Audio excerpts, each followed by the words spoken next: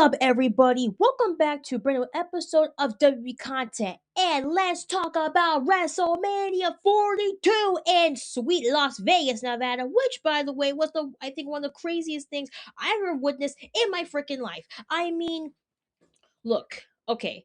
Before I get into this, let's talk about the build up to it. And let's be honest, guys, the build up to it was just a complete freaking crap fest. I mean, Pat McAfee involved with the Randy and Cody situation, Drew McIntyre talking about Jacob Fatu's personal life and him in prison. Um, Sami Zayn was a United States champion because he beat Carmelo Hayes after having a big talk about how he wanted to be the world heavyweight champion. Oba Femi versus Brock Lesnar. I mean, the build up to that was insane. Then you got Roman and Punk talking crap about their past and their families, and Punk talking about the Samoan family and how, saying like, he was kind of he was like disrespecting Roman's family, like the cousins and his father and the Usos. Like basically half of the build up to this was all talk. Like Jay was nonstop talking, Gunther was nonstop talking, Roman and Punk were nonstop talking at each other. I think the only people who wanted to fight and not talk was Drew and Jacob, um, and and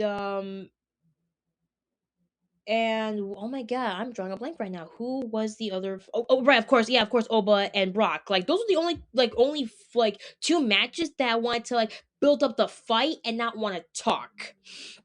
So before we get to WrestleMania, actually, let's get into the Hall of Fame. I mean, for all of the OGs out, for all the OG fans out there, if you guys were fans of Demolition, you guys were fans of Psycho Sid, it was an on. It was definitely them to their families. It was an honor to be inducted in the Hall of Fame. I mean, it was incredible. It was amazing. All the speeches were so heartwarming and loyal. Stephanie McMahon, I'm sorry, but even though she was a bad guy, her speech made me cry. Like I think I cried like I think two or three times when she was talking about her family and the business and how she grew up, but she wanted to come out as her own, not just like another McMahon, but as herself, talking about her family, being a mother, traveling with their kids on the road. I mean, all in all, it was just amazing. And then of course AJ Styles, and then like you got the OC inducting him in the Hall of Fame. And then what kind of surprised me was how he said, I get you're all wondering if I miss wrestling right now that I'm retired. And he's like, the answer is no. I don't miss wrestling because I get to spend more time with my family. And I'm like, you know what, man? I can respect that because you did so much for that company the past, I don't know how many years, that now it's time to put your boots up and now be a father and be a husband. So, you know what, man? Enjoy retirement and thank you for the coolest, crazy years in the WWE. I mean, it was phenomenal, pun intended. And then, okay, Dennis Rodman. I mean, let's get into that for a second. Dennis Rodman. For all my Chicago fans out there, for all the Bulls fans who've seen Dennis Rodman win the championship with the Bulls one year, who skipped practice for the finals to go party with Hulk Hogan and the NWO that time in the 90s. I mean, it was insane. I mean, his speech was like, I don't know what it was, but it's Dennis Rodman. It's like, what can you expect from this guy? I mean, his speech was awesome. It was cool. All the speeches were amazing. It was a heartwarming event. Hulk Hogan and Andre the Giant had that immortal moment induction in the Hall of Fame from WrestleMania 3. I mean, all in all, it was a great Hall of Fame night, and I'm so happy I got to be part of that. Now, WrestleMania day one. WrestleMania Day 1 was already the jump of the crazy, wild roller coaster ride of emotions we witnessed that night. I mean, the start of it, I Show Speed comes out with a freaking cape. I mean, I'm sorry, is he a superhero? Like, I'm so confused. The match was pretty cool. You got the Usos and LA Knight teaming up. You got the Vision, whatever. And then you got ISO Speed teaming up by accident. I mean, he wasn't trying to team up with them, but that backfired. But then after the match, ISO Speed literally pulverizes Logan Paul, and then out of nowhere, he does Logan Paul's iconic frog splash on the announcement table. I'm like, holy crap, what the hell just happened? For a YouTuber who has never wrestled, I gotta say, he did a very good job wrestling these guys. I mean, he impressed me a little bit. I was a little bit impressed. He did good. So you know what? I showed speed. You know, now you got my respect because not only you did good in the ring, but you pulverized Logan Paul and from his own move. So thank you for that. I will never forget that. And then you got the unsanctioned match. I mean, Jacob Fatu and Drew McIntyre. What can you say about these two? I mean, their match was just like, what the hell? I mean, Jacob Fatu's entrance was just legendary with the Samoan guys and the fire. He was walking down, he's going crazy. And then he finally beats Drew McIntyre. I feel like for me, anytime when someone faces Drew McIntyre in a crazy match, they win. I mean, CM Punk in a Hell in a Cell match, he pulverized the dude. Damian Priest in a steel cage dominated him at Saturday Main Event, and then WrestleMania this year, Jacob Fatu literally plants the dude in the middle of the freaking table, and boom, moonsault, frog splash, whatever, boom, 1, 2, 3, that's it. That was the end of the first hour, and then we get into the title matches. The title matches, whew, I mean, okay, for all you Liv Morgan fans out there, I mean, her new theme song. The first time I saw it, I'm like, "What the hell was this?" And then she does it, and it's pretty crazy. Saying if I care, she comes out looking awesome as ever with the red everywhere. I mean, okay, those entrances were freaking popping this year at WrestleMania. I mean, I was a little bit bummed that Stephanie lost, but you know what? I mean, yeah, give it to Liv. I mean, she worked her butt off to get there. She literally won the Royal Rumble to get to where she had to be. I mean, she's been second runner up at Royal Rumble and Elimination Chamber for the past I don't know how many years. And the fact that she got to win the Royal Rumble, to go to WrestleMania, fight Stephanie Vaquer for the title. I mean, all in all, I gotta say it was pretty crazy and it was a pretty decent match. Not gonna lie, a pretty decent match. As Stephanie Vaquer, she did amazing. Very proud of her. Although I do see what the future holds for her later on for the WWE. Speaking of the women's matches, oh my god, we just witnessed the coolest return in WWE history next to AJ Lee. Paige. How long have I been saying? For the past year, I wanted Paige to return to the WWE. I mean, I talked about it during Evolution. I talked about it during SummerSlam. I talked about it during freaking Royal Rumble. Like, I said, I want Paige to come back so we can have a Divas reunion with the Bella Twins back and AJ Lee back. Like, we need Paige back. It's not the same without her. And the fact that Nikki Bella, she said, due to my injury, I'm not medically cleared, but I'm not gonna rob my sister's moment at WrestleMania. So we call up an old friend. And I'm like, old friend, I mean, Naomi, she's still pregnant, so she's out. Half the other girls are probably not wrestling anymore, so who would want to come back? The moment I heard Paige's music, I'm like, I start jumping up and down. I start screaming. I start clapping. I almost freaking cried. And I'm like, she's back! She's back! And my mom looks at me and she's like, who is this? And I'm like, this is Paige. You know, she was youngest, she was the youngest Divas champion at the time. She was like 21, 22, and she won it after the day after WrestleMania. She beat AJ Lee at her debut match. It was a whole thing. She was the youngest diva in the era. It was a cool night, whatever, whatever. So we get to the match, and Paige, it's like she never freaking left. She dominated half of the girls. And then of course Paige and Charlotte Flair after years away and coming together and fighting. I mean, it was like rewatching a Divas match all over again. It was like rewatching a Divas match from like 2014, 2015. It was freaking epic. And then they freaking win the match. So not only Paige returns and has the biggest pop ever at WrestleMania, but she wins the freaking title at WrestleMania. She and now Brie Bella are the new women's tag team champions. So I don't know what they got in store for Paige and as her storyline, but so far it's looking pretty good. Now, Becky Lynch and AJ Lee. I mean, decent match, not bad. Love the entrance between Becky. Love the entrance with AJ Lee and all the girls for the skipping and the titles. But then, I just don't like how she cheated. I just don't like how she cheated. I thought it was wrong, but you know what? We'll get into that later. We'll get into that maybe after Monday Night Raw when she has to say her piece or whatever. As for AJ Lee, I think this is not the end of what we've seen of her. We're definitely going to see her again sooner than we think. We just gotta wait for the right time. And then when she comes back, oh, it's gonna be a show we will not want to miss.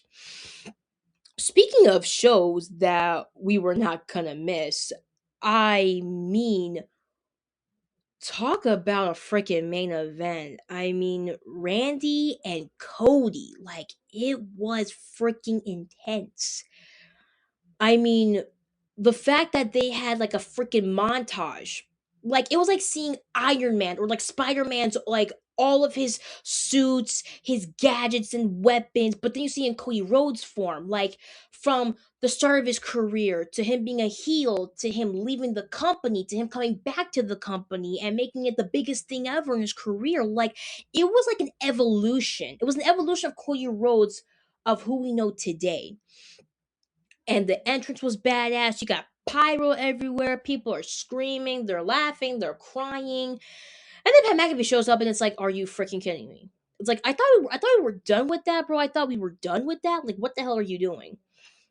But the whole match was just freaking crazy. I mean, you got Randy bleeding, you got Cody bleeding, you got Pat McAfee in a freaking stretcher because he got his ass kicked in the middle of the freaking announcement table. And then he comes back with a neck brace with and a old school referee shirt, and Cody still beats Randy. I'm like, what? But then what kind of confusing was, okay, Pat McAfee counts and Cody kicks out like a two and a half, two, three quarters, whatever, whatever. Randy RKO's Pat, and I'm like, wait, I'm confused. So are you teaming up with him? Are you not teaming up with him? Like, what's the big like? What's going on? What's the situation? And then Cody beats him, and I'm like, oh my god! I thought we were gonna get the 15. We were gonna get the 15 number. I thought we were gonna get the number 15. And then out of nowhere, he pulverizes Cody with the belt, and then does the punt kick. I'm like, okay, now I'm really confused because he just RKO'd Pat McAfee. Then he hits Cody with the belt. Then he punt kicks Cody. Like, what the hell's going on through his mind? Like, is he teaming up with Pat McAfee or is he not? Is he a bad guy or is he a good guy? Does he like Cody? Does he hate Cody? I don't understand what's going on in Randy's head, but we better find out sooner, like right now, because Friday Night SmackDown is a couple days away, and I want to know what the heck is going through Randy Orton's mind right now. And I want to know what the heck are the voices are telling him, because right now the voices are just being very, very stupid. So, in my opinion, WrestleMania day one, I'd say, in my book, 5 out of 10. Would have been a 6, but of course, AJ Lee loses, so I'm giving it like I'm. No, I'm sorry, 6 out of 10. Would have been a 7, but Becky Lynch cheated. But I'm giving it a 6 because, of course, Paige comes back and it was freaking incredible. Now, day two. I mean, how the heck are they going to build up for day two? I mean, the craziness of day two. I mean, you have Brock and Oba. You got a ladder match. You got the Demon Finn Balor facing Dominic Mysterio. You got Jay Cargill facing Rhea Ripley. It's like, how the heck are they going to pull this off? Already, already, first freaking match of the day: Oba versus Brock. That match was intense to the freaking bone. Like, you got Oba, not he's not backing down. You got Brock saying, "What the hell am I doing? I got to figure out how to beat this guy." He gives him a freaking um German suplex after German suplex, and yet still Obafemi still stands up. I'm like, what the heck? And we thought it was over with the F5. But then counter move, choke slam, but Oba wasn't done yet, and he power bombs the dude. I'm like, what the hell is going on? By the end, Oba freaking wins. I'm like, that's it. Now Brock can't talk shit about anything because Obafemi pinned this guy at WrestleMania. And Brock has a history of pinning everybody at WrestleMania and ending careers, ending title reigns. Oba put down the beast. But what I didn't know was that Brock, after the match, he takes off his gloves, takes off his boots. I'm like, what the hell's going on?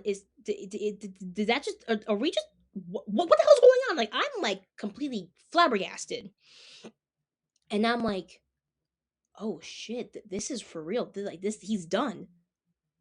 He's done with the WWE. He's done with wrestling. This is it. This is the last time we're gonna see him. This was the last match we seen him wrestle. And I'm sorry, but what broke my heart was Paul Heyman, and he starts crying and he hugs him. I'm like, fudge. I mean, him and Brock go way back. They've been at each other's side since the Ruthless Aggression era. He's been by his side since he portrayed the Big Show. Like, what the hell just happened? The fact that his last match was with his advocate Paul Heyman, I'm like, now that is a beautiful send off to the WWE universe. And my heart just like, I'm like, oh my freaking God, what the hell just happened? So after a crazy first match, I was still shocked. But then we still had the ladder match, and I'm like, oh my God, we got the ladder match. We got Luchadors, we got Rusev for doing the groundwork, and then we got Javon Evans, who's made out of freaking helium or something because he jumps everywhere. Like there's gonna be ladders involved. I'm like, oh my God, this is gonna be crazy. But all in all, that freaking match was freaking awesome. I mean, the guys doing the crazy high flying moves. Rey Mysterio coming back after an injury, still got it after many months away. Rusev doing the crazy powerbomb moves and the groundwork with the ladders. JD McDonough's first WrestleMania match in a ladder match, and he did the crazy moves in the Spanish Fly move, and he was this close to the Intercontinental Championship, he could taste it. I mean, it was freaking intense. Javon Evans, oh my God, this freaking kid, 21 years old, his first WrestleMania for a title, and it's ladders. This guy did not hesitate, and he did everything you could think of with the ladders, the crazy high moves, the crazy OMG what the F moments. Like, it was freaking intense. Either way, I was happy who was won. I was happy Rusev would have won, JD, Penta, Giant Lee, Rey Mysterio. I don't care who would have won because it would have been a dope match to rewatch for like the next 10, 20 years in the future. Penta retaining, that was freaking awesome. I mean, he was just butt off to get here working from Mexico and AAA and now becoming a Intercontinental Champion on the biggest stage of the year in WWE. That was freaking awesome, and I'm very happy. I'm glad he retained. So let's see what else he has in store for his Intercontinental title reign. First reign, I might add. Now, after that, Dom and Finn. At first, I thought it was going to be a standard match. But then out of nowhere, Adam Pearce announced it's now a street fight. I'm like, oh my God, what's worse is that Dom's gonna face the demon, and then on top of that, he's gonna face the demon in a street fight. It's like, how the hell can you handle that, Dom? I don't think you can. You can handle Finn Balor as the prince, but not Finn Balor as the demon. He's like, the demon is like a different kind of breed, a different character, a different ego to Finn Balor. Like, no one can beat the guy. It's inhumane.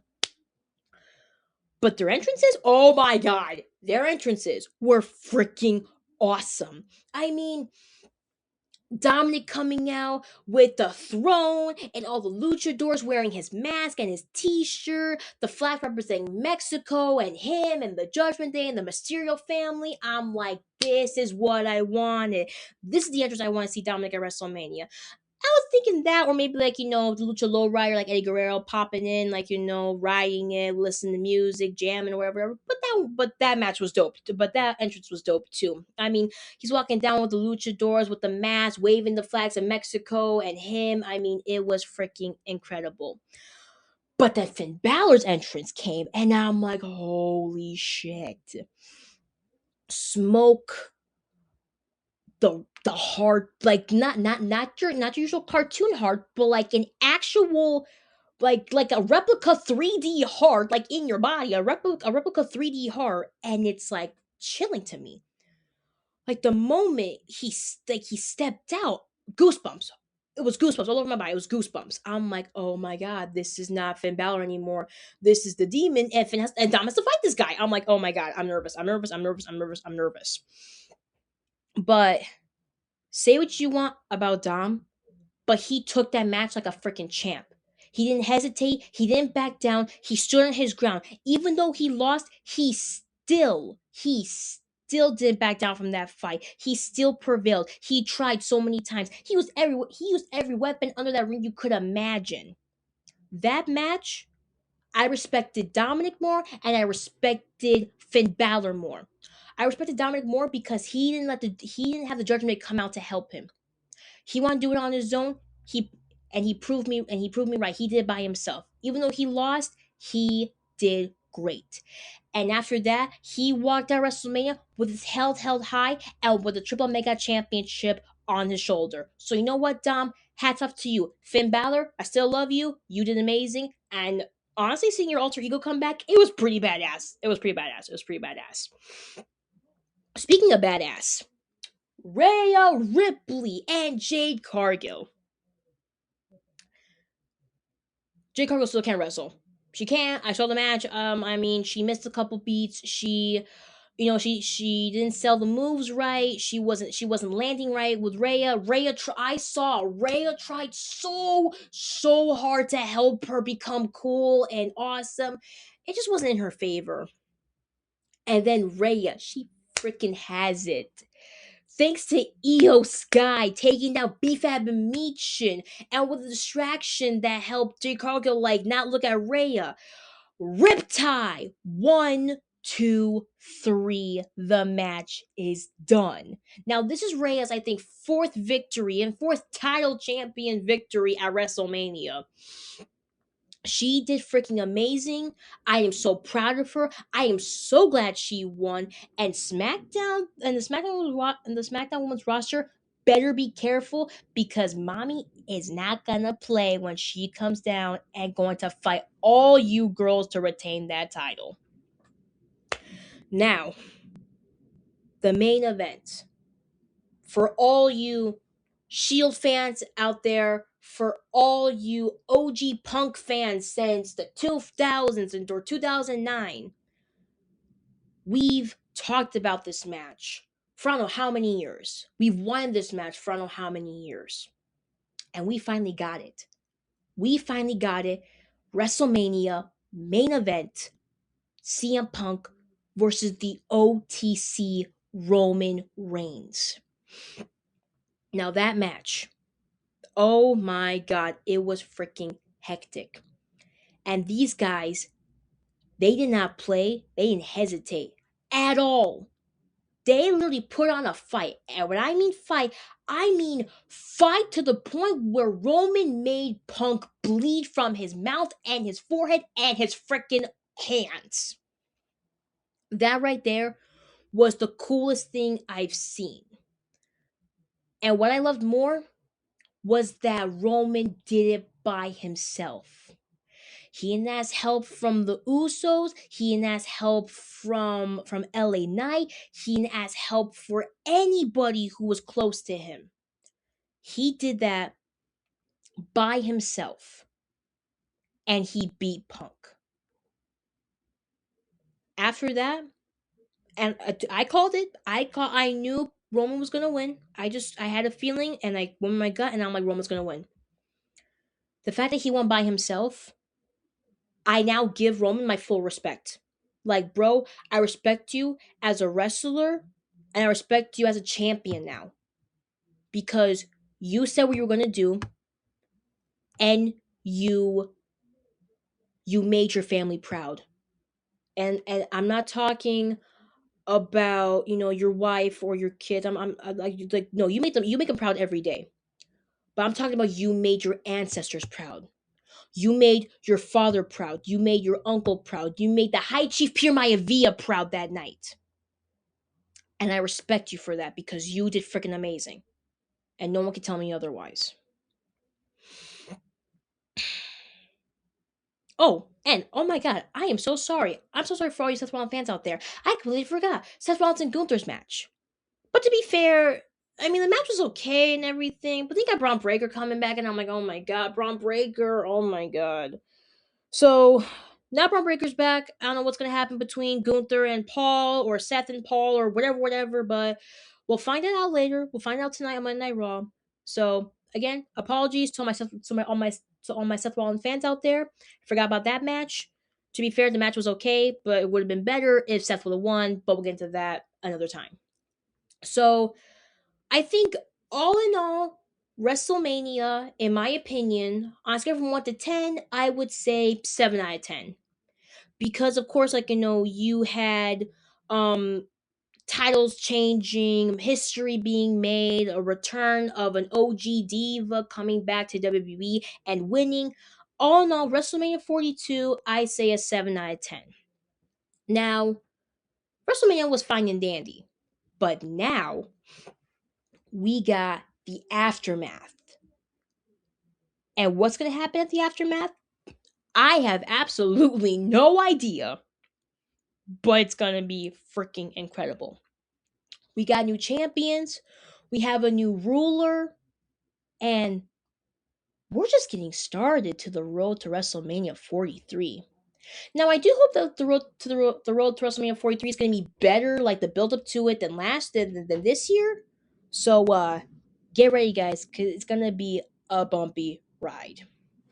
Well, that's all for today, guys. Make sure to watch the Raw after WrestleMania, 8 Eastern, 5 Pacific, live from Las Vegas. It's going to be intense. Hope you guys have a great rest of your week, and I'll talk to you guys soon.